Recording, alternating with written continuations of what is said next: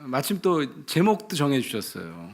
제가 제목을 달라고 여러 번 연락 주셨는데 제가 정신이 없어 갖고 연락을 못 드렸는데 연락을 주셔가지고 제목은 공감복음으로 하겠다 이렇게 하셔가지고 제가 공감복음이라는 책을 어느 출판사랑 쓰기로 해서 너무 책 쓸 시간이 없어가지고 어느 기독교 방송국에 방송 출연을 해서 그걸 하시면 그걸 풀어서 그렇게 책을 내겠다 이제 그러셨는데 5번 강의를 했어요. 근데 5번 더 해야 돼요. 10곡지를 써야 돼가지고. 근데 아직까지 못 쓰고 한 2년 된 것 같아요. 못 쓴지.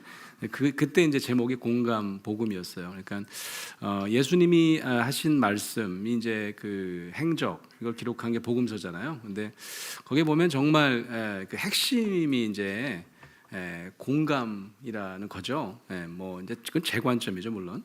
그래서 이제 공감 복음이라는 그 책을 이제 쓰려고 지금 여러 해부터 준비만 하고 있는데 그 중에 이제 오늘은 부모님들에게 들려드리고 싶은 예수님 이야기, 공감 복음을 한번 말씀을 드려보려고 그래요.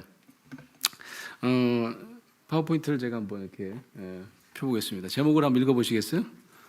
크리스천 부모를 위한 공감 복음, 그 다음에 훈계, 용납의 방정식. 되게 멋있네요.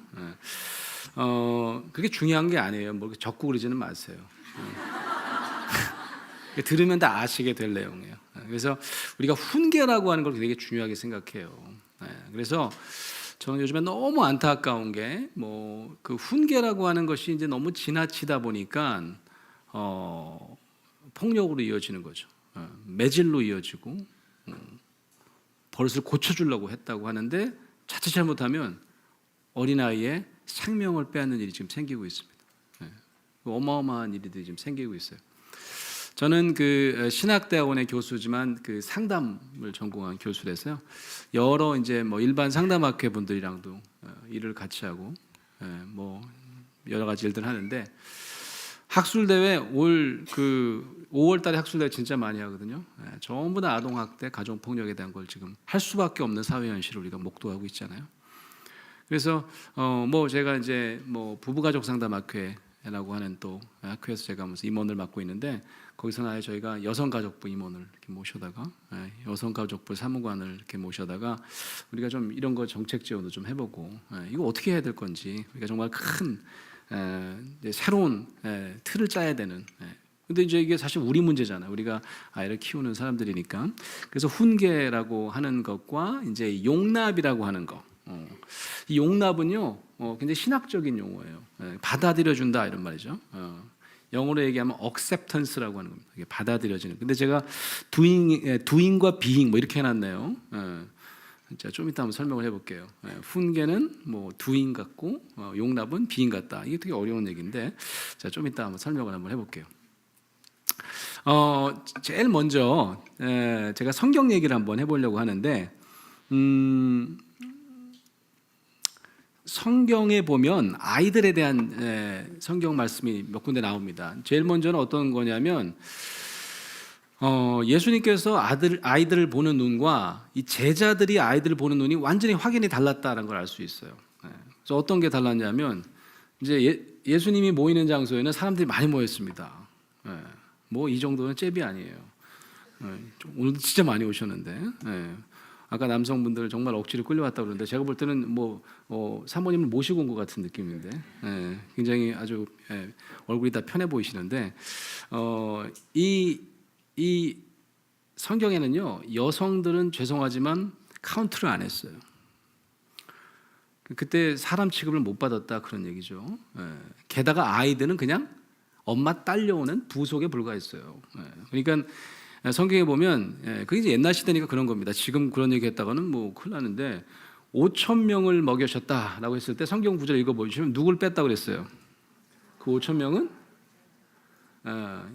여자분들과 아이는 뺀 숫자다 그랬어요. 그럼 몇 명쯤 될까요?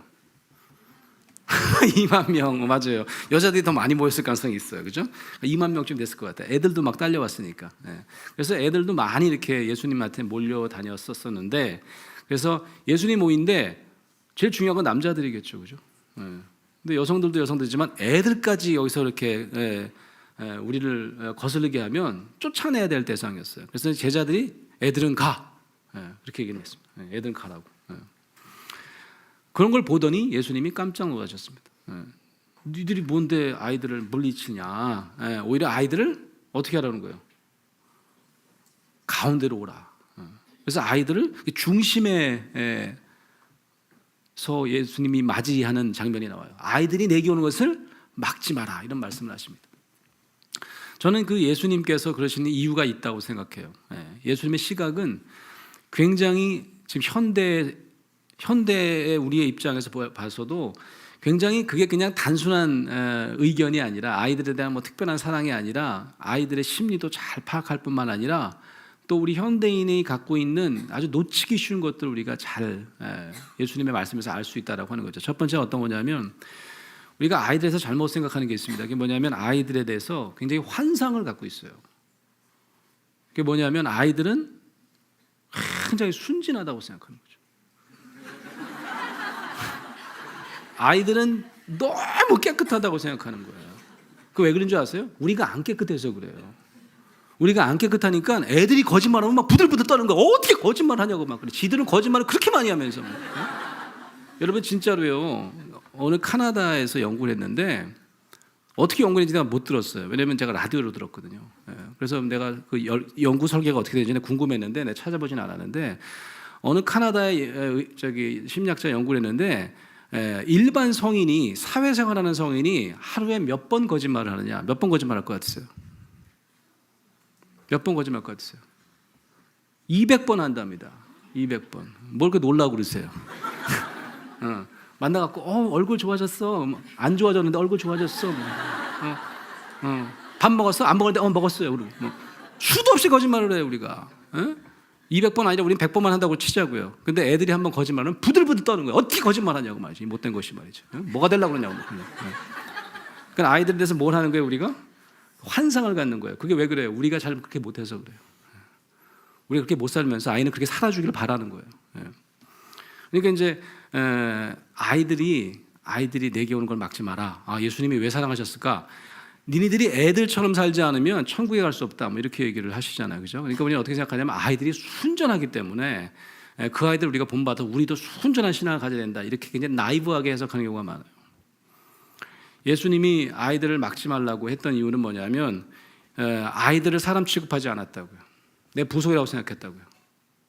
아니 내가 때리는데 누가 뭐라고 그래? 내 가정에서 내 걸 내가 때리는데 내가 쓰던 물건 버리겠다는데 니들이 뭐라 그래? 뭐 법이 뭐라 그래? 까불고 있어. 이렇게 생각하기 쉽다 그런 얘기죠. 아이들이 예수님 시대에도 우리 시대도 마찬가지입니다, 여러분. 가장 취약한, 가장 사랑받아야 될 대상에게도 버림받을 수 있는 가장 취약한 사회적 약자입니다. 그래서 아이들을 그냥 두시지 않으신 거예요. 아주 특별하게 보신 겁니다. 아이들이 내게 오는 걸 막지 말라고 할 뿐만 아니라 아이들을 품에 안으셨어요. 내가 설교하는데 무릎에 두고 말이죠. 아이가 눈 마주치면서 아이들에게 정말 사랑을 뿅뿅, 하트를 뿅뿅 날리면서 설교를 하셨다고요. 이건 충격적인 사건입니다. 그때 당시에 충격적인 사건이에요. 얘네들은 다 쫓아내야 되는데 뭐 여자도 쫓아내고 뭐 있으면 뭐 그냥 뭐 있으라고 두지만 특히 뭐 여성들은 그지만 카운트도 안 하는 그런 대상이었다 그런 거죠. 아이는 어떻게 해요? 아이는 거의 우리가 흔히 얘기하는 발바닥에 뭐 발톱에 때만도 못한 그런 아이를 자기 품에 안으시는 거죠. 이게 어떤 의미일까요? 제가 이제 여기 이제 그런 얘기를 써놨는데 예수님은 아동 심리에 정통한 분이다. 아이들을 중심에 세우는 건 의도적이었다. 그러니까 센스 있는 일이었다. 아이들은 이때 이미 천국을 경험했을 것이다. 이게 무슨 말일까요? 아이들은 어떤 아이들이냐면 아이들은 자기가 세상의 중심이기를 원해요. 그게 뭔지 아십니까? 아이는 어린 시절에 모든 스파트라이트이 자기한테 오길 바라요. 그래서 그 스파트라이트이 자기한테만 살짝 벗어나가면 너무너무 불안해져요. 그게 아이 유아기의 아주 굉장히 중요한 특징입니다. 왜냐하면 그 이유가 있어요. 처음에 시작할 때부터 붙어 있었어요. 누구랑 붙어 있었을까요? 엄마랑 붙어 있었어요. 그럼 엄마랑 붙어 있는 시간이 꽤 오래됩니다. 여러분, 그게 인간의 특징이에요. 하나님께서 그렇게 만드셨어요. 우리를 굉장히 관계지향적으로 만드시기 위해서, 그래서 하나님도 우리가 도저히 함께 살지 않으면 안 될 존재로 만들기 위해서 동물과 굉장히 다르게 지으셨어요. 이게 정말 진화 생물학적으로 봐도 정말 의아한 점이에요. 독립이 너무 늦어요. 동물은 독립이 엄청 빨라요. 태어나자마자 어떻게 혼자 그냥 걸어댕겨요. 놀라워요. 근데 우리는 어떻게 해요? 제가 우리 딸이 이제 처음 태어나가지고 미국서 우리 애가 목을 못 가누는 거예요. 목을 잘 못 가누어가지고 토끼백에다 확 박아놓고 이제 TV를 보는데 거기 뭐가 나오냐면 기린이 새끼 낳는 장면이 나오더라고요. 동물의 왕국. 동물의 왕국. 근데 그걸 보는데 너무 놀란 게, 여러분 한번 보세요. EBS에 보면 기린이 새끼 낳는 장면 한번 떠요. 근데 제가 본 똑같은 그 동영상은 아니에요. 제가 본 건 내셔널 지오그래픽이라고 동물의 왕국 채널인데, 기린이 다리가 길잖아요. 그러니까 기린이 새끼를 낳는데 서서 낳더라고요. 기린이. 그러니까 새끼가 떨어지는데 거의 아플 정도로 떨어져요. 쿵 하고 떨어집니다. 뭐 자루 떨어지듯이 뭐가 툭 떨어져요. 그럼 여러분 같으면 어떻게 하시겠어요? 예? 그 아이를 어떻게 하시겠어요? 받아야죠, 그죠? 받아서 어떻게 할까요? 어이구 내 새끼 이렇게 해야 될 거 아니겠어요? 근데 기린은 어떻게 할까요? 뒷발로 차기 시작합니다. 빡 차기 시작. 뒷발로 차기 시작해요. 그래서 놀라가는 거 뭐. 근데 잘 안 일어나니까 여러 번 차요. 거의 아플 정도로 찹니다. 그럼 애가 어떻게 해요? 정신을 차려요. 그 계속 차요. 그러니까 제가 본 장면은 훅 하다가 정신을 차리더니 이게 목이 길까요, 짧을까요? 어떻게 하셨어요? 목이 이렇게 접혀 있어. 그러니까 진짜 어미처럼 길진 않은데 접혀 있어요. 그런데 어떻게 이렇게 목을 딱 피는 거예요. 난 그 순간 깜짝 놀랐어요. 우리 애를 보게 되더라고. 얘는 뭐 하고 있는 거예요 지금? 깜짝 놀랐어요. 누가 더 괜찮은 거예요? 걔가 더 나은 것 같더라고 나는. 그 이제 발로 계속 찹니다. 계속 차요. 그럼 어떻게 해요? 좀 있다가 일어나려고 그래요. 그래서 우리가 와이프랑 보다 저거 봐라 일어나려고 그런다. 좀 있다가 뻥 차니까 벌떡 일어나는 거예요. 깜짝 놀랐어요. 우리가 얼마나 걸려요? 얼마나 걸려요? 1년 걸려요. 얘는요 1분 만에 일어나는 거예요. 그것만 하시는 줄 아시면 계속 차요. 계속 차니까 어떻게 해요? 또박 걷기 시작합니다. 놀라워요. 이제 제가 EBS는 거기까지 나오더라고요. 근데 제가 본 동영상은 나중에 거의 뛰다시피 해요. 너무 차는 거야 얘가. 이 어미가 너무 차니까 엄마를 이렇게 그 멀리 떠나지 못하고 엄마 주위를 뱅글뱅글 돕니다. 이렇게 뛰면서 깜짝 놀랐어요. 거의 뛰다시피 이렇게 놀라가 계속 차니까 이제 그만 차도 되겠다 싶으면 이제 갑자기 제가 본 동영상 기린이 이렇게 딱 앉더라고. 거기 뭐 팔 개고 앉듯이 이렇게 앉아. 그러면 이 새끼가 엄마를 도는 거예요. 근데 몸에 힘이 없으니까 고개가 깠다 그래. 그러니까 제가 본 동영상에서는 그 방송에서는 아나운서가 지금 부모님한테 낳아줘서 고맙습니다. 자꾸 인사하는 거래요. 농담을 하더라고. 누가 낳아요? 제가 낳은 것처럼 보이잖아요. 그래서 우리 인간은 정말 발달상으로 보면 개체 발달이 진짜 늦은 생물입니다. 학자들은 13년, 14년을 엄마 품에 있어야 된다. 그건 뭐예요? 이제 생리를 시작하는 성적인 특징, 자기가 이제 새끼를 낳을 수 있는 특징을 갖게 되는데 그 정도 이제 시간이 필요한데 그때 부모 곁을 떠나지 않는 동물 없어요. 영장류밖에 없다라고 하는 거죠. 그게 왜 그럴까? 그게 정말 그래서 돌봄이 중요하고 서로가 함께 있고 서로에게 관심을 주고 내가 상대방에게 주목받는 거 이게 너무너무 중요한 생명체예요. 그러니까 이제 아이는 태어나면 누군가가 자기를 쳐다봐 줘야 되는 거죠. 엄마가 자기 눈을 뚜라지게 쳐다보고 그 까꿍이 그래서 중요한 거예요. 까꿍도 하고 눈 맞춤을 하고 누군가 나를 주목해 주는 거 이게 굉장히 중요합니다. 근데 주목해 주지 않잖아요. 그럼 애들이 좀 이상해져요. 그게 왜 그러냐면 승질이 들어와서 그런 게 아니에요. 그러니까 손님이 오면 우리가 뭐 이렇게 딴짓을 하면 어떻게 해요? 애들이 옆에서 막 안 하던 짓을 하잖아요. 물건을 막 엎지르고 막 그러잖아요. 괜히 엄마한테 치근덕거리고 그러잖아요. 그럼 얘가 왜 이러냐고 막 그러잖아요. 그럼 어떻게 해요? 더 충격을 받는 거예요. 나한테 주목을 해줘야 될 대상이 자꾸 딴 데를 쳐다보는 거죠. 그럼 어떻게 해요? 굉장히 더 불안해지는 거죠. 그러니까 사실은 아이들은 내가 스파트라이트를, 그래서 아이를 그제 뭐라고 하냐면 유아적 사고라고 하는데 사실 유아적 사고가 아니라 이렇게 매지컬 띵킹이에요. 어떤 매직이냐면 나는 내가 읽는 동화의 주인공 같은 거예요.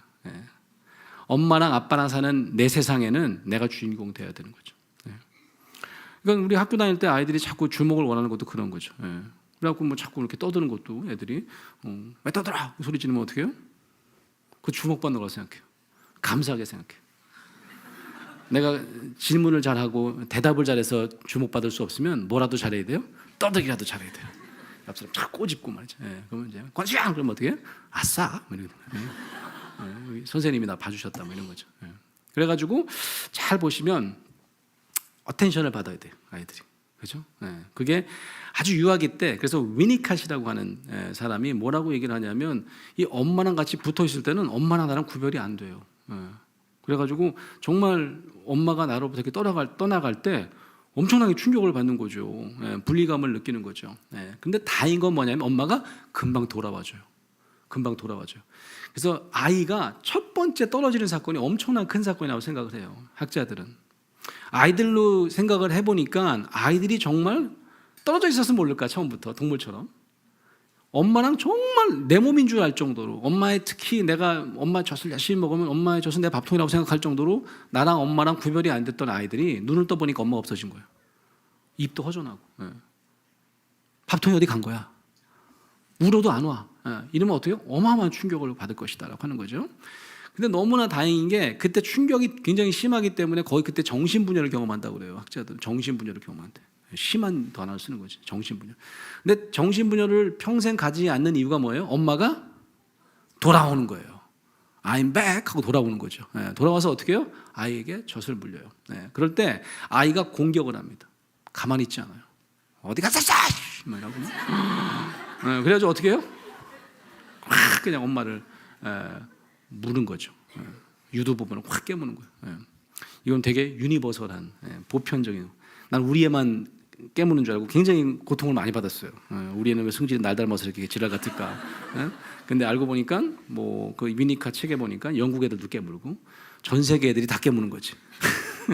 이게 뭘까요? 이건 문화적인 현상이 아닌 거죠, 그죠? 기질적인 현상이 아니라 엄마의 관계에서 유발되는 엄마와 내가 다시 연결시키고 싶은 욕구가 굉장히 크다는 거죠. 어디 갔어 확 깨무는데 그때 우리가 엄마가 어떻게 하냐? 엄마가 거기다가 대응하느냐, 맞대응하느냐, 그걸 받아주느냐, 여기에 따라서 아이들의 심리 발달이 완전히 극적인 차이를 보인다라고 하는 거죠. 대부분의 엄마들은 어떻게 해요? 그를 받아줍니다, 그죠? 아파도 그러면서 어떻게 해요? 아파 죽겠네, 이게 확 그냥 이러고 떨어뜨리면 아이가 깜짝 놀라겠죠. 그래서 어떻게 해요? 받아들여지는 경험을 못 해요. 그런데 대부분의 엄마는 어떻게 해요? 미안해 그러면서 아이를 받아줍니다. 이게 뭐예요? 이게 용납이라고 하는 거예요. 이걸 심리학자들이 acceptance라고 해요. 이걸 수용이라고 합니다. 이거는 정말 중요한 경험이에요. 받아들여지는 경험. 이게 다른 동물과는 좀 차이가 있을 수 있어요. 아마 기린은 그런 느낌이 없을 거예요. 기린 새끼는. 근데 우리 영장류나 우리 인간에게는 이게 받아들여지는 경험, 내가 워낙 한 몸이었던 자로 하여금 내가 받아들여지는 경험, 이걸 신학적으로 하면 용납의 경험입니다. 내가 부족함에도 불구하고 죄진 사람에도 불구하고 하나님께 내가 용납되어지는 것, 내가 자격이 있어서가 아니에요. 나를 그냥 받아들여주는 거, 이게 굉장히 중요한 거예요. 좀 더 신학적으로 얘기하면 저는 이게 용서 체험이라고 생각해요. 아이들의 용서 체험입니다. 근데 여러분 한번 생각해 보세요. 우리 아이들이 우리 가정에서, 교회에서 받아들여지는가? 가끔 제가 이제 깜짝 놀랄 때 있어요. 오늘 집에 가면 냉장고에 써 있어. 숙제 안 하면 한 대, 두 번 하면 뭐 두 번 안 하면 갑자기 또 늘어나 3대, 뭐 이렇게 뭐 안 하면 신부름 안 하면 뭐 몇 대, 이게 뭐예요? 와, 아주 정확해요. 얼마나 법적인 정의가 거기 살아있는지 몰라요. 그게 사실 받아들여지려면요, 정말 어마어마한 잘못을 하잖아요. 그래가지고 내가 날 죽여주시옵소서. 아이가 이건 진짜 내가 생각해도 잘못한 것 같습니다. 아빠 내가 맞을게요. 써 있는 대로 2대 맞을게요. 라고 할 때 어떻게 해야 돼요? 아니야, 나 안 때릴래. 너는 내 사랑하는 아들이다. 난 네가 다음부터는 안 그럴 거라고 생각해. 이런 걸 한번 해야 되는 거예요. 이게 뭐예요? 갑자기 받아들여지는 거예요. 내가 탕자 아버지한테 간 탕자 기억나세요? 내가 생각해도 미친놈이지. 내가 있는 돈은 다 가져다가 내가 다 작살내고 말이지. 에? 내가 다 창녀한테 바치고 말이야. 나는 죽여주시옵소서. 에? 나는 그냥 이게 이 몽둥이로 나를 아주 다리 몽둥이 분져주고 그냥 종으로 삼아 주시옵소서 라고 하는데 어떻게 하는 거예요? 받아들여지는 거잖아요. 에? 갑자기 가락지를 빼줍니다. 넌 내 아들이야. 뭔 소리 하고 있어. 에? 아니, 난 종이라도 괜찮다고 생각했는데 소를 잡으시네. 이게 뭐예요? 이게 용납 아닙니까? 이게 아이들에게는 굉장히 중요하다고요. 아이들에게 중요한 게 아니라 이때 아이들이 이런 경험을 해야 건강하게 자랄 수 있어요. 내가 어디 가도 받아들여진다고 생각하고 어디 가도 당당하고 말이죠. 요즘 아이들 너무 불쌍해. 공부 못하면 당당하지를 않아요.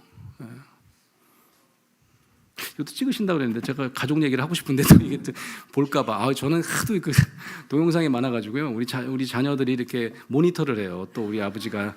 네. 어릴 땐 괜찮았는데 제가 큰 딸이면 대학을 갔는데요. 그냥 뭐 무슨 동영상에 자기 얘기를 제가 했는데 아무리 생각해도 좀 싸가지 없는 딸로 보인다는 거예요. 그 예화에서 내가 굉장히 좋은 예화라고 생각했는데 어떡할 거야. 나 시집 어떻게 가려고 지금 벌써 동영상 5만 명이 보고 있다 그거. 미치겠더라고 내가. 그래서 제가 생각할 때는 공부 못해도 당당할 수 있으려면 그러려면 그 아이가 받아들여지는 경험을 해야 돼요. 근데 그러지 못합니다. 교회부터 얘기해 볼까요? 제가 목사님들 만나면요 그런 얘기를 합니다. 지난주에 몇 명, 제가 월요일마다 목사님 만날 기회가 있어요. 목사님들 프로그램을 저희가 하거든요. 근데 목사님들이 오셔서 이제 상담을 배우시러 오셔가지고 다 뭐 담임 목사님 경우가 많죠. 뭐 부교육자도 계시지만 뭐 주로 성인 목회하신 분이 많죠. 어저께 악수 몇 명이나 하셨어요. 그러면 500명이랑 했다고 그러고 막 큰 교회였죠. 몇백 명이랑 했다고 그러고 우리 뭐 분당 우리 교회는 얼마나 많은 분이랑 악수. 우리 신 목사님 악수 몇 분 하셨어요? 아이들 악수. 벌써 센스가 있으셔. 그러니까 이제 그래서 이제 아이들이랑 악수 몇 명 하셨어요? 여쭤보면 그건 따로 있는데 악수한 사람들이. 응? 그건 뭐 전도사님이 하시는데 나는 성인 악수하는 사람인데 난 담임 목사인데 이럴 때가 많이 있어요. 그러니까 아이들은 어떻게 해요? 아이들은 어디서 예배드리는지도 잘 몰라. 그러니까 아이들은 어른의 부속처럼 여기니까 아이들을 글쎄요, 그 유초등부 담당 교사나 걔네들이 악수하지 않았을까요? 저는 악수 안 했는데요. 근데 그게 굉장히 중요하다는 거죠. 왜 그러냐면 목사님이 이 아이를 눈 마주쳐주고 받아들여 주잖아요. 이 아이의 세상이 달라져요. 예수님이 하신 걸 잘 봐라. 여기 보면 이제 그 예수님 말씀에 어린아이 하나를 데려다가 그들 가운데 세우시고 안으시며, 아이를 이렇게 세우시고 안으면 아이와 눈이 마주쳐지는 거죠. 안 그러면 키 차이가 나니까 이렇게 내려다 보시게 되잖아요. 그래서 일부러 안으신 거예요. 그런 다음에 안고 안수하시고 축복하셨대요. 예수님이 절로 가 그런 애들을 불러다가 손에 안수하고 축복하셨대요. 이거 우리가 흉내내야 되지 않겠습니까? 그래서 제가 이제 목사님께 여쭤봐요. 그래서 아이를 만나면 그러면 만난다 그러면 무슨 얘기 하시겠나요? 그럼 일단 이제 내려다보게 돼 있어, 그죠? 키가 차이가 나니까. 그래서 센스가 있는 분들은 주저앉아야 되는 거죠. 예수님처럼 주저앉든지 그래, 앉아서 앉든지 그래야죠. 그래야지 눈이 마주쳐지잖아요. 그럼 주저앉습니다. 주저앉아요. 그럼 뭐라 그럴래요? 뭐라 그럴까요? 너 오늘 성경 말씀 뭐 배웠니? 응? 요절 한번 외워봐봐 뭐 이런 거. 응? 설교 제목 뭐 했어? 뭐 이런 거. 그럼 얘가 생각이 안 나, 당황해가지고 잘 모르겠는데요. 아이고 이거 뭐 이러기 십상이죠, 그죠? 우리도 그럴 수 있잖아. 너 오늘 뭐 배웠어? 너 잔 거 아니야? 너 또 게임한 거 아니야? 이제 예배 시간에 그렇게 하면 안 돼요. 그래서 제가 적으라고 그래, 목사님들한테. 이렇게 축복하시라. 걔 이름이 수영이면 수영아 너 오늘 교회 나왔네. 와 진짜 일단 내가 좋다 그랬는데 목사님이 너무 좋아. 근데 하나님이 정말 기뻐하시겠다. 너 왠 줄 아니? 너는 하나님의 사랑받는 자녀니까. 너는 하나님의 사랑받는 아들이니까. 하나님이 정말 얼마나 기뻐하실까. 이게요 아니 만점짜리 축복. 이건 아무나 우리가 다 할 수 있어요. 우리가 얼마나 많은 아이들이 분당 우리 교회에 있습니까? 아이를 만날 때마다 잘 모르는 아이도 괜찮아요. 뭐 아는 아이면 너무 좋고, 그러면 주저앉으셔야 돼 무조건. 거기 앉아갖고 앉을 수가 없으니까 주저앉으셔고 눈을 마주치고, 수영이 왔네. 하나님이 기뻐하시겠다. 너 아니? 너는 하나님의 사랑받는 딸이야, 사랑받는 아들이다.라고 얘기해 주는 거예요. 이게 왜 제가 만점짜리라고 자신 있게 얘기하느냐? 이게 누가 받은 축복이냐면 예수님이 받은 축복입니다. 예수님이요, 그 공생애를 시작하는 때가 언제냐면 시점이 세례받은 시점이죠, 그죠? 세례 요한한테 세례받은 시점이에요. 그 전에는 목수로 살다가, 목수의 아들로 살다가 그 다음부터는 어떻게 해요? 목회자로 삽니다. 하나님의 사람으로 사는 거예요. 거기 딱 기점이 세례식이에요. 제가 그래서 예전에 목회를 하는데 제가 미국 교회에서 목회한 적이 있거든요. 미국 교회에서 담임 목회를 하는데 희한해. 미국 사람들은 나이가 60, 70인데 세례를 안 받았대. 아니 어떻게 평생 교회 다니는데 세례 안 받았어요? 자기는 세례 받은 다음에 죄를 질까봐 그래서 못 받았대. 그래서 거의 뭐 칭찬해 주세요 뭐 이런 분위기예요. 되게 양심 있는 분이긴 하더라고. 그래서 이제 이분이 이제 생각하는 거는 세례 받은 다음에는 죄를 안 져야 되는데 나는 너무 약해서 세례 받은 다음에 죄 질까봐 나는 그 양심상 못 받겠다 뭐 이런 거예요. 뭐 기특은 하나 제가 미친 거 아니야? 왜 아니 세례 받은 다음에도 다 죄죠. 우리는 그런 사람이야. 근데 잘 생각해보라고. 예수님은 왜 받았게? 예수님은 죄가 많아서 받은 거예요? 그럼 그때부터 헷갈려. 예수님이 왜 받았지 진짜? 예수님은 죄가 없으신데 어떻게 세례 받으신 거지? 세례는 죄 안 짓겠다고 무슨 뭐 매직쇼 하는 게 아니에요. 이거 받으면 뭐 죄 안 짓고 그런 게 아니에요. 이제부터는 내가 다른 사람으로 살겠다라고 하는 사명식 같은 거죠. 그죠? 예수님도 그래서 이제 그때부터는 뭐로 사신 거예요? 하나님의 사람으로 살았다 그런 얘기죠. 그러니까 하나님께서 이제 예수님이 이제 하나님의 사람으로 이렇게 안수 받으실 때 그게 세례죠. 세례와는 그 역을 대항하는 거지.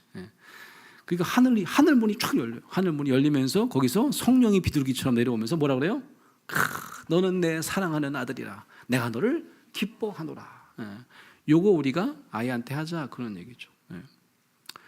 아이들이 정말 우리 교회에서도 부속이 아니라 아이들 예전에 제가 미국 이민교회에서 보니까 애들이요 부모가 늦게 가야 되니까 이제 미국은 이제 여긴 또 각자도 집에 갈 수 있지만 한 차 타고 집에 가야 되니까 부모가 끝난 다음에 뭐 당회도 해야 되고 뭐 성가도 연습해야 되고 뭐 애를 어떻게 관리할 데가 없으니까 애를 뭐 시킬까 하다가 한글 학교를 시켜. 한글 학교. 그래서 내가 전도사 때 한글 학교 가르치래 애들. 그래서 한글을 열심히 가르쳤어. 진짜 열심히 가르쳤어. 뭐 좋은 책도 한국에다 공수에다가 막 애들은 영어를 잘 뭐 한국말 잘 못하니까 가르치다 보면 좀 있다가 전화를 이렇게 몇 통 받고 우르르 나가요 다. 수업하는데 왜 그래요? 엄마 아빠가 이제 가자 끝났다 우리 끝났다 가자 그러면 애들이 우르르 나가는 거예요. 안 나가면 혼나. 빨리 나오라고 빨리 나오라고. 걔도 뭐 한 거예요? 쫓아온 거예요 그냥. 이 아이들은 중요하지 않아요. 그런 경우가 우리에게 굉장히 많다라고 하는 거죠. 제가 미국 교회 가서 깜짝 놀란 게 제가 이제 미국인 교회 갔더니 예배 순서 중에 희한한 게 하나 들어가 있어요. 그게 뭐냐 Children's Time이라고 해요. Children's Time. Children's Time. 그게 뭔지 아세요? 아이들 시간이라는 거죠. 그래서 이게 언제 우리 따지면 예배 한 교동문 끝날 때쯤에 있어요. 처음에 뭐 이렇게 찬송가 한두 개 부르고 교동문 끝나요. 그래서 이 Children's Time에 아이들 앞으로 다 불러냅니다. 그럼 중고등학생까지 다 나와요. 그럼 무슨 얘기예요? 대예배 때 모든 사람들이 가족별로 예배를 다 드려요. 그래서 칠드런스 타임 전에는 아이들이 부모와 같이 앉아 있습니다. 그런 다음에 이제 담임 목사가 보통 어떻게 하냐면 이렇게 여기서 안 하고 강단 밑으로 내려가가지고 마이크 들고 나가지고 뭐 All the children come forward 하면 딱 앞으로 와. 그럼 애들이 앞에 주르르 앉아. 앞에 이렇게 앉아. 그 앞에서 제가 설교를 하는 거야. 5분 동안. 그게 children's sermon이죠. 이게 이제 칠드런스 타임이에요. 근데 그게 너무 힘든 거야. 왜냐면 이게 제가 영어로 해야 되잖아요. 미국 교회니까. 그러니까 이제 어른 설교는 그래도 적어서 가지고 그래서 읽잖아, 그죠? 읽잖아. 이렇게. 그러니까 영어 설교가 얼마나 힘들까? 제일 쉬워 그게. 왜냐면 써서 하는 거니까. 준비 잘하고 써서 하는 거니까 괜찮은데, 이 앞에 나가갖고 애들한테 설교하면서 이 보고할 수 있어요? 쪽팔리게? 응? 너무 쪽팔리잖아요. 그러니까 이제 아이들한테는 외워서 해야 되는 거니까 너무 피곤한 거야. 근데 애들이 뭐예요? 잘 못 알아들어. 내 반응이 후지니까. What? 막 그래. 나 미치겠더라고. 그래서 아씨 못 알아듣겠다고 이런 거. 그만 너무 힘든 거야 내가. 그런데 애들이 있지만 바깥에도 누가 있어요? 이렇게 어른들이 있잖아. 어른들도 막 재밌어 하고 보잖아. 그러니까 내가 원숭이가 된 것 같더라고. 애들이 분위기가 잡힐까 안 잡힐까요? 안 잡혀. 떠들고 그런 거 5분 동안 난 너무 창피한 거예요. 그리고 올라가서 내가 어른 설교하려면 쳐다보진 못하겠다. 쪽팔려가지고. 그래서 칠드런 설문 이거 어떻게 해야 되지 하다가 내가 꾀를 냈어. 꾀를. 일단 뒤에 교인들이라도 좀 안 보면 도움이 되겠더라고. 그래갖고 이 위치를 바꾼 거예요. 위치를 어떻게 했냐면 내가 내려가요. 일단 내려간 다음에 아이들을 단상 위로 올렸어요. 단상 위로 다 애들 올라가라 그랬어. 그러니까 처음에 애들이 막 놀라가지고 그런데 처음에 나중에 어떻게 해요? 애들이 엄청 신나는 거야. 단상에 애들이 올라가본 적 있을까 없을까요? 없어요. 단상에는 저랑 기도하는 분이나 사회 보는 분만 올라가지 올라갈 수가 없는 장소예요. 거기 막 애들이 올라간 거죠. 신나게 올라간 거죠. 심지어는 거기 의자도 있잖아요. 의자에 앉으려면 앉으셔도 돼요. 또 의자에 앉는 놈들도 있어. 그런 다음에 제가 여기 있는 분들 등질라고 사실 내가 그렇게 한 거야. 이 사람들 안 보려고. 그래서 애들을 이제 보면서 하니까 누가 쳐다보고 있어요? 부모들이 다 쳐다보고 있는 거죠. 우리 아들 어디 있나 막 쳐다보니까 애들이 어떻게 해요? 막 떠들 것 같죠? 아이들이. 그래서 이제 제가 또 그랬죠. 부모님들이 다 쳐다보고 있으니까 우리가 한번 집중해보자 그랬더니 애들이 집중해. 너무 신기하게 애들이 스파트라이트를 받으니까 아이들이 갑자기 어떻게 해요? 지들이 주인공 같은 폼을 잡고 앉았어. 그래갖고 예전보다 훨씬 더 잘 되더라고. 저도 준비를 열심히 했죠. 열심히 해가지고 칠드런스 타임 보면 애들이 그러니까 오히려 교인들이 더 은혜 받아. 같은 이제 설교 본문 같고 물론 똑같이 안 하겠지만 실물 설교를 한다든지 이렇게 할 때 아이들이 저렇게 열심히 듣는다. 그러니까 이제 아이들이 왜 그랬을까 생각해 보면 아이들이 갑자기 뭐가 된 거예요? 주목받는 스파트라이트의 주인공이 된 거예요. 그러니까 아이들이 달라지더라 그런 얘기죠. 가끔 보면요, 우리가 잘 못하는 게 있어요. 그게 뭐냐면 우리가 주인공인 줄 알아. 아이들이 주인공이 아니라 누가 주인공이에요? 우리가 주인공이에요. 그래가지고 우리가 제일 많이 하는 것 중에 하나가 뭐냐면 아이들을 우리가 훈계한다라고 하는 거죠. 훈계한다. 아이는 뭐예요? 부속일 뿐만 아니라 종속이고 내가 끌어주지 않으면 이끌지 않으면 주인공 무슨 주인공이야. 엑스트라도 아니에요. 이런 경우가 우리에게 굉장히 많다라고 하는 거죠.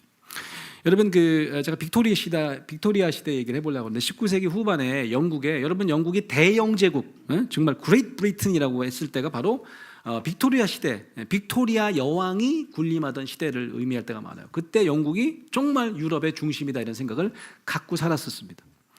그때 이렇게 문헌들을 보면 되게 재밌는 게 많아요. 몇 가지 재밌는 게 있는데 그 중에 하나가 뭐냐면 저때 귀족들이나 돈이 많거나 권력 있는 사람은 아이를 많이 낳습니다. 아이를 한 탓으로 낳았어. 그냥 막 거의 축구 선수들 한 팀이 만들어질 정도로 10명씩 낳고 막 그랬어요. 그게 뭐예요? 부의 상징이에요. 나는 이 정도 많이 낳고도 건사가 가능하다 그런 거죠. 그래갖고 모든 아버지들이 아이를 많이 낳습니다. 그 다음에 아버지는 어떤 사람이 됐을까요? 그때 아버지는 그때부터 채찍을 차고 다니는 사람이 됐습니다. 아버지는 완전히 훈육 선생이 된 거예요. 매를 드는 아버지. 그래서 여러분 속담 중에 저런 속담 있죠. Spare the rod, spoil the child. 매를 아끼면 애 버린다. 저 속담이 아마도 많은 학자들이 아마 조시대의 풍조를 드러낸 것일 거다. 아이에게 매질을 한 거예요. 누가요? 아버지가. 그래서 우리도 엄부자모라는 말이 있지만 저 시대에도 그 아버지는 집안의 규율을 책임지는 사람이에요. 아이는 거기에 따라야 되는 아이인 거죠. 그래서 이때 아이들이 정말 많이 혼났겠죠, 그죠? 가끔 보면 이제 영국은 아니지만 오스트리아 얘기입니다. 그게 사운드 오브 뮤직 기억나세요? 그 사운드 오브 뮤직의 그 아버지도 애가 장난하게 많죠. 7명인가 거기는. 예. 거기도 사운드 오브 뮤직의 또 아버지는 또 군인으로 나와. 그러니까 더 또 심하겠죠. 진짜 채찍 차고 나오죠 그 사람. 예? 막 몽둥이 들고 나오죠. 그런 모습을 상상하시면 될 것 같아요. 예? 무서운 아버지. 예. 그런데 거기에 플러스 알파가 있어요. 이분이 야단칠 때 그냥 야단치지 않습니다. 그냥 야단치지 않고 뭐라고 야단칠까요? 하나님이 너 미워하신다고. 예? 성경에 그렇게 써 있냐고 막. 거짓말하면 성경에 뭐 거짓말하지 말라고 그러고 뭐 응? 다 모든 사람을 사랑하라고 그랬는데 너 그딴 식으로 하냐고 막 그러면서 항상 거기에다 토를 달았어요. 그래서 하나님이 명하시기를 이런 토를 달더라 그런 거죠. 그래서 많은 이제 후대 학자들이 그때 아이들의 하나님 상이 어떤 상이었을까? 아버지 닮은 하나님인데 그냥 아버지 닮은 게 아니고 정말 매질하는 아버지. 뭐 하나 잘못하면 용납은커녕 완전히 작살나는 아버지. 그런 아버지의 모습으로 하나님을 투사하기 시작했을 것이다 라고 하는 예측이 가능하겠죠. 그죠? 게다가 여러분 성경에 보면 하나님을 아버지라고 고백합니다. 아버지라고 고백해요. 그러니까 아버지 역할이 굉장히 중요해요. 오늘 내가 이렇게 아버님들이 많이 오실 줄로 알고 이렇게 계시를 받고 제가 이렇게 또 아버지 얘기를 이렇게 하는 거죠. 제가 어머니가 오신다 그래서 어머님한테도 이제 그 얘기를 제가 드리려고 얘기를 한 건데 아버지 역할이 정말 중요합니다. 이건 무슨 얘기냐면 아버지가 아버지로 정말 역할을 할 수 있게 여러 사람이 도와야 돼요. 근데 그렇지 못한 경우가 많습니다. 아버지를 내모는 경우가 많아요. 아버지가 왜 승질을 내나 잘 보면 엄마가 아이를 많이 보니까 뭐 아빠가 집에 돌아와가지고 뭐 둘이서 막 디스커션 하는 거예요. 그래서 뭐 학원 계획 짜고 말이죠. 너 몇 시에 왔다가 뭐 좀 엄마가 데려다 주고 막 얘기하면 또 아빠 한마디 하고 싶어서 뭐 학원 뭐 여러 개 다니나 보지? 뭐라면 뭐라면 가만히 있어 그러면 그런 말이 나와 지금 막 이러고. 그래서 또 아빠가 아니 그게 아니고 야 너 고생 많이 한다. 했더니 애도 말이죠. 또 하게 쳐다봐요. 뭐 관심이나 있어? 뭐 이런 분위기로 말이죠. 난 말도 못해 아빠는. 그러니까 괜히 저기 꼈다가는 괜히 잔소리만 들을 것 같으니까 어떻게 해요? 평소에 가만히 있어요. 너무 무시를 당하면 기분이 상해가지고 어떻게 해요? 뭐 하나 걸리면 갑자기 우레 같은 화를 내는 거죠. 너 아버지를 뭘 알고 이 새끼 말이지 뭐 화를 내는 거죠. 그 왜 그럴까요? 매들게 만드는 거죠, 그죠? 너 아버지가 없으면 우리 가정이 없다. 아버지가 돈 벌고만 너 그렇게 안 하면 너 이거 하나도 우리 못 하는 거야. 아버지의 존재가 정말 우리의 가정엔 중요한 거야. 이런 얘기를 해도 될까 말 거예요. 근데 아버지의 역할을 우리가 얼마만큼 세워주느냐 이게 굉장히 중요하다라고 하는 거죠. 그래서 여러분 너무 중요한 거는 아버지가 정말 자애로운 하나님, 사랑의 하나님을 이렇게 투사할 수 있을 만한 역할을 해주셔야 그게 가능한 거죠. 그게 아니면 어쩌면 우리 아이들의 머릿속에는 하나님에 대한 생각이 이 빅토리아 시대만큼은 아닐지 모르겠지만 무서운 하나님. 우리가 뭐 하나 잘못하면 용납은커녕 완전히 그냥 냉장고 가봐. 너 몇 대야? 라고 했어요. 그러니까 어떻게 해요? 하나님과 이렇게 친할 수 없는 거죠. 하나님과 친밀할 수 없는 거예요. 하나님과 뒹굴 수 없는 거예요. 하나님과 장난칠 수 없는 거예요. 그럼 사는 게 퍽퍽해요. 교회 안 오고 싶어져요. 왜 젊은 친구들이 교회를 안 오는가? 제가 연세대학교 교수잖아요. 자, 힘든 것 중에 하나가 뭔지 아세요? 제가 연세대학교 1학년 아이들이 무조건 기독교 이해라고 하는 기독교 개론 과목을 듣게 되어 있습니다. 아무리 애들이 1인 시위라고 해도 우리가 정관으로 2중 3중을 걸어놨어요. 연세대학교는 기독교 정신에 의해서 창립되었고 채플과 기독교 개론을 꼭 들어야 돼요. 싫으면 나가라 이거죠. 고려대학교 가라고. 제가 매 학기 한 30개 분반이 열려요. 한 30, 이번에 32개 열었는데 제가 학부대학의 그 기독교 이해를 개설하는 책임을 지는 책임 교수를 하고 있어요. 너무 가르치기 힘들어요. 너무너무 가르치기 힘들어. 애들이 억지로 듣는 거죠. 그래서 맨날 손 들어보라 그러면 어떻게 예수 믿는 애들이 한 절반쯤 손 들다가 요즘에는 절반도 손을 안 들어. 그 왜 안 드나 봤더니 절반 들 거거든요. 왜 안 드나 봤더니 쪽팔린 거예요. 교회 다닌다고 손을 들자 옆에 애들이 대박, 너 아직도 교회 다녀? 뭐 이런 거죠. 교회 다녀? 뭐 이런 거. 이게 창피한 거예요. 왜 그럴까요, 아이들이? 신이 안 나는 거예요, 교회 오면. 막 죄졌다 그러고 죽을 수밖에 없는 영혼을 그러니까 뭐 내가 뭐 와갖고 누가 뭐 대접받고 뭐 이래도 될까 말까인데. 성경에 그런 얘기만 있냐고요. 매질하는 하나님의 모습만 있냐고, 징계하는 하나님만 있냐고요. 한없이 기다리고 용납하고 받아주는 하나님의 모습이 얼마나 많냐고요. 누가복음의 탕자의 아버지는 그런 아버지 아니냐고요. 살아있을 때 돈 달라고 해갖고 돈을 다 탕진하고 돌아왔는데도 가락지 껴주는 하나님 다 어디 갔냐고. 그런 거 우리가 가정에서도 교회에서도 모델화하지 못한다. 그러니까 아이들이 하나님에 대해서는 멀리 느끼고 무섭게 느낄 수밖에 없는 거죠. 맥주라도 한잔 하려면 도저히 올 수가 없는 거예요, 청년들이. 교회 오면 뭐 하면 안 된다, 뭐 안 된다, 뭐 죄진 거라 그러고 막 어디 술 마시냐고 그러고 말이죠. 그러니까 어떻게 애들이 할 수가 없어요. 그러면 뭐 누가 옆에서 그런 거죠. 교회 다닌다 그러면 너 왜 뭐 무슨 문제 있어? 교회를 왜 다니는 거야 도대체? 뭐 이런 거죠. 자, 그래서 저는 이제 결론을 얘기하고 이제 마쳐야 되겠는데요. 훈계를 그러면 하지 말란 얘기입니까? 항상 수용만 하면 그러면 뭐 애들이 도대체 무슨 그거 되겠습니까? 안 되겠죠. 훈계를 하지 말란 얘기 아니에요. 그러니까 제 얘기 앞에만 듣고 죽으신 분들은 하여튼 무조건 훈계하지 말고 그냥 풀어서 키우래. 무조건 받아들여 주라 해서 걔가 뭐 가출하고 난리 쳐갖고 나중에 또 저한테 오고 교수님 때문에 애가 많이 이상해졌다고. 자, 저기 뭐라고 썼냐면 수용이 먼저 진행되지 않으면 훈계는 무의미하다. 그런 얘기 썼나요? 제가 아까 doing과 being이라는 말을 썼는데 이건 뭐냐면 doing은 지적하되 being은 존중해야 된다. 그런 얘기예요. 이게 무슨 얘기냐면 이런 겁니다. 여기 그 수용을 하려면 공감도 잘해주고 신뢰를 해줘라. 이건 뭐냐면 아이가 잘못을 했어요. 뭔 잘못을 했어요? 거짓말을 했다 그래 볼까요? 그럼 우리가 화가 나죠. 왜 그래요? 한 번이 아닐 가능성이 있습니다. 여러 번에 그랬을 가능성이 있어요. 그러니까 어떻게 해요? 우리가 너 또 거짓말했어? 너는 평생 너 같은 인간은 인간도 아니야. 비잉으로 바로 가요. 도잉이 얘가 한 잘못을 우리가 지적하려고 하는 게 아니라 이 아이의 존재를 우리가 망가뜨리기 시작한다고요. 너 앞으로 나 엄마라 그러지 마. 너 나가! 그러고 막. 내 고아원 찾아볼 거야. 막 고아원 찾고. 너는 내 자식도 아니야. 아니, 장난치세요 지금? 자기가 낳아놓고 무슨 자기 자식이 아니라고 그러는 거야 도대체? 너 평생 그렇게 살 거야 너. 너 같은 인간은 말이지 내가 이제 사람 취급도 안 할 거라고 나가라고 막 그러. 뭐 하는 거예요 지금? 이 아이의 비잉을 완전히 망가뜨리는 거예요. 절대로 그 두잉을 고칠 수 없습니다. 그 아이는 일단 뭐 모멸감을 느낄 뿐만 아니라 그 다음부터는 여러분을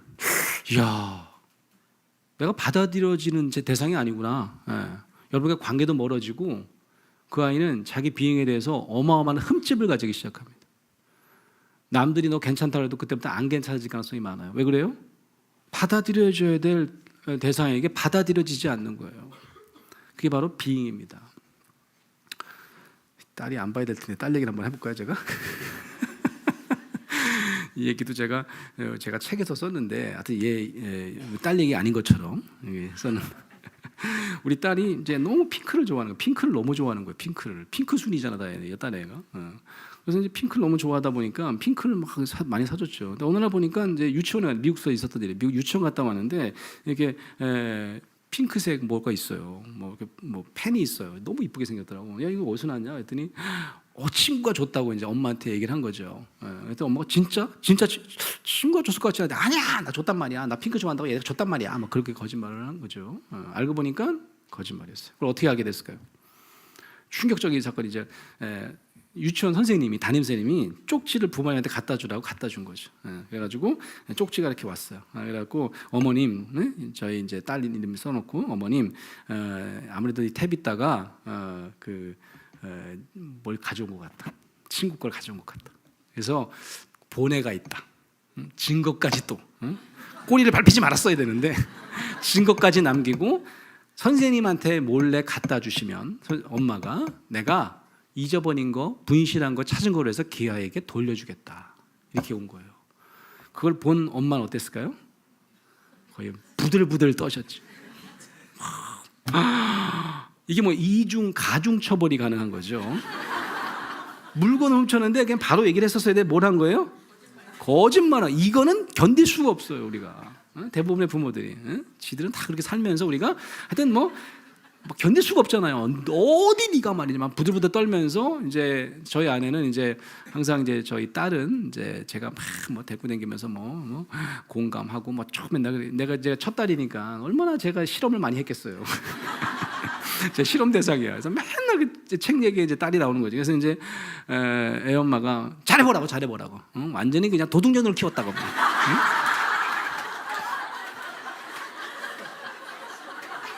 어쩔 건데 창피해갖고 말이죠. 게다가 그 담임 선생님이 내가 목사인지도 다 아는데 이게 창피해서 어떻게 살래 우리? 어떻게 할래 뭐 상담하고 뭐 목사인 거 다 아는데 막 그래서 뭐 그래 알았어. 그래서 가서 볼펜을 받았고 아빠랑 같이 가서 잘못했다 그러고 직접 가서 당신이 데리고 갔다 오래요. 그래서 애는 뭐 철철 울고 난리 난 거죠. 그래서 애를 데리고 제가 밖에 나온 거예요. 학교가 어디예요? 얼마 50m도 안 돼. 거기를 한 1시간 갔어요.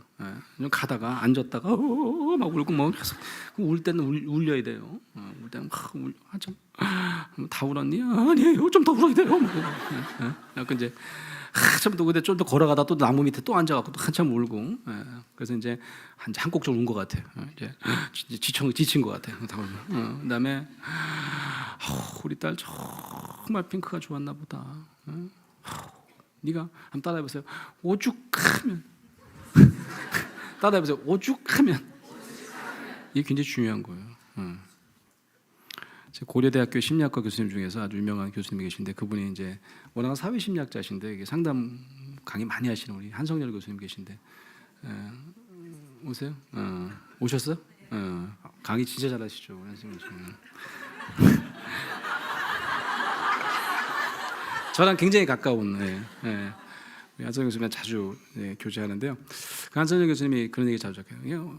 상담 잘 못하면 오죽하면만 잘해도 너 그러면 안 돼! 이러는데 막 오죽하면 네가 그랬겠네 뭐 이렇게 하는 거죠. 오죽하면 진짜 너 부들부들 떨리지. 핑크 보면 아빠 이해해. 이게 뭐예요? 이게 공감하는 거죠, 그죠? 근데 그건 나쁜 거야. 남의 걸 손대는 거 그건 나쁜 거. 알아요. 내가 왜 그랬을까? 그거는 아빠가 봐도 나쁜 거고 뭐 하나님이 하나님이 뭐 안 해도 되는데 하시려면 하셔도 돼요. 하나님 보실 때도 그거는 별로 안 좋은 걸 거야. 그런데 넌 절대 나쁜 애가 아니야. 우리 딸 절대로 나쁜 애가 아니야. 아빠는 알아. 너는 절대로 앞으로 남의 물 손댄 애가 아니다. 그래서 아빠 너 믿어. 걱정하지 마. 이게 뭐예요? 이게 신뢰예요. 이게 뭐예요? 비잉인 거죠. 이 아이가 두잉을 잘못할 수 있어요. 애만 그래요? 우린 더하다니까요. 우린 한번 돌아보다 보라고요. 우리가 얼마나 많은 티끌이 있고 대들보가 있는지 우리 눈 안에. 근데 왜 남의 티끌만 보고 이렇게 대들보처럼 난리를 치냐고요. 그런데 우리가 비잉을 망가뜨리면 아이의 관계가 깨지게 돼 있어요. 아이는 자신을 더 이상 정말 괜찮은 사람이라고 인정을 못하게 돼 있어요. 그게 왜 그래요? 부모가 그렇게 중요한 거죠. 게다가 하나님까지 팔아요? 하나님도 너 싫어하신다고요? 천만의 말씀이에요. 하나님 너 사랑하신다. 아빠가 너 믿듯이 하나님도 너 절대로 포기하지 않으셔. 네가 어떤 앤데? 응? 너 진짜 괜찮은 애야. 걱정하지 마. 알았지? 하지만 그 두익은 하지 말자 우리. 안 할 거예요. 얘를 데리고 갔어요. 한 1시간 걸렸어. 1시간 됐고 이제 선생님한테 가는데 선생님이 여자 선생님이 기다리고 계신 거예요. 우리 오기를. 죄송하더라고. 우리가 너무 오래 걸린 거지. 금방 간다고. 그래가지고 이제 아이를 보자마자 이 아이가 제가 얘기를 하라고 했어요. 선생님한테 아빠랑 얘기한 거, 네가 핑크 보면 부들부들 떨리고 너무 좋아해가지고 그렇게 훔쳤는데 너무 죄송하다고, 앞으로 안 그러겠다고 얘기해라. 알았다. 그래서 이제 가갖고 선생님, 영어로 했겠죠. 선생님, 내가 핑크를 너무 좋아하거든요. 그래서 핑크를 보자마자 나도 모르게 손을 댔어요. 근데 앞으로 다시는 이런 두잉을 하지 않을 거예요, 라고 얘기를 했어요. 그랬더니 이 선생님이 눈물을 글썽글썽하면서 이 아이를 꽉 껴안아주기 시작했어요. 그래서 잊을 수 없어요. 뭐라 하냐면 You are a good girl. 그게 있어요. 너는 좋은 아이야. I know. 너 정말 좋은 아이야. 라고 얘기한 거예요. 내가 그걸 보는데 갑자기 내 눈물이 펑 터졌어. 응? 정말 좋은 선생님이죠. 우리가 그렇게 아이들을 수용해야지. 그게 뭐예요? 그게 훈계인 거예요. 제가 알기로는 저희 딸은 그날 이후로 아마 한 번도 다른 사람의 물건에 손대지 않았을 거예요. 그런 내가 따끔하게 가르쳐서가 아니라, 매질을 해서가 아니라 그 아이의 비잉을 믿어줘서다라고 하는 거죠. 그 아이를 수용해줘서다라고 하는 거죠. 그걸 우리가 기억하자 하는 거죠. 훈계하지 말자는 얘기 아니에요. 훈계를 하려면 다른 사람이 다 믿어주지 않더라도 나만은 우리 자녀를 믿어줘야 돼요. 그게 굉장히 중요합니다. 공부를 못해요? 얘가 뭐가 될지 모르겠어요? 그래도 믿어주세요. 나는 너 언젠가 뭔가 이룰 거라고 생각한다. 너는 절대로 하나님께서 그냥 내신 애가 아니야. 너 네 역할 할 거야. 나 믿어. 제가 최근에 이제 워낙은 제가 그걸 하려고 했는데 오늘 공감복음이라고 이렇게 제목을 주셔서 이렇게 했는데, 제가 응답하라 1988 재밌게 봤어요. 우리 아내가 너무 재밌게 봐갖고, 우리 와이프가 88학번이거든요. 그래서 열심히 보더라고. 당신 이거 봐야 된다. 이거 보면 진짜 당신 강의 많이 할 수 있을 거래. 강의 자료 많을 거래. 그래서 내가 딱 1편과 마지막 편만 봤어요. 그러니까 다 연결이 되더라고. 1편. 그 1편에 보면요, 그 부모님이요 아이를 믿어주는 거 있잖아요. 진짜 멋있어요. 그 칠순가 하는 아들이 나와요. 참 찹찹하지. 어떻게 칠수를 해요. 근데 그 사람이 나중에 뭐예요? 백선생 된다는 거 아니에요? 응? 대한민국의 가장 유명한 요리사고 TV만 틀면 나오는 사람이 된다는 거 아니에요? 그게 가능할까요? 칠순한 사람이? 가능해요. 그 부모가요, 이 아이의 비잉을 한 번도 망가뜨리지 않습니다. 걱정하지 마. 한 번도 하면 돼. 한 번도. 걱정하지 마. 넌 언제가 빵 터뜨릴 거야. 송동인이 그래요. 송동인이 아니죠. 거기 그 아버지가 그 라미란도 그러잖아요. 나는 쟤 그냥 살아주는 것만 해도 감사하다고. 그의 비잉은요 한 번도 망가진 적이 없어요. 잘못한 게 어디 한두 가지예요. 뭘 해도 안 되잖아 걔는. 근데도 어떻게 해요? 비잉을 살려줬어요. 한방합니다. 그게 부모의 역할이에요. 우리가 너무 지나치게 실망을 빨리 할 뿐만 아니라 우리도 다 이유는 있어요. 두잉이 딱 한 번인데 그럼 비잉으로 바르고 하냐? 아니에요. 우리도 축적된, 얘가 한두 번이 아니야. 맨날 한다 그러고 안 하고, 맨날 공부한다 그러고 자빠져 자고, 맨날 공부한다 그러고 게임하고. 그럼에도 불구하고 그의 비잉을 믿어주셔야 돼요. 그의 비잉은 하나님이 내신 비잉이에요. 하나님이 여러분 사랑하시고 끝까지 버리지 않으실 존재라는 것을 기억하시는 저와 여러분 되시길 주의 이름으로 축원합니다. 마지막 결론을 한번. 우리 자녀에게 저는 뭐 훈육 중요해요. 근데 그 아이를 정말 그 아이의 감정, 그 아이가 그냥 훔친 거 아니에요. 그 아이가 나쁜 거 알면서도 뭐 내가 나쁜 짓 해야지 이렇게 훔친 거 아니에요. 이유가 다 있습니다. 오죽하면 그랬을까 이해해 주시는 거 굉장히 중요합니다. 그 감정을 함께 공유하는 거 중요합니다. 그런데 비잉을 망가뜨리시면 안 돼요. 네 비잉은 그냥 비잉이 아니다. 정말 하나님께 사랑받을 만한 존재다라고 하는 거. 그래서 그 아이를 받아들여 주는 거예요. 그러면 그 아이가 세상에 우뚝 설 수 있습니다. 이게요, 그 아이가 심리적으로 다른 사람 만났을 때 주눅 들지 않고 당당할 수 있는 심리 발달이 굉장히 중요한 요소일 뿐만 아니라 제가 볼 때는 영적인 발달에도 굉장히 중요해요. 영적인 발달은 뭡니까? 하나님을 내가 가깝게 느끼는 거예요. 무섭게 느끼는 게 아니에요.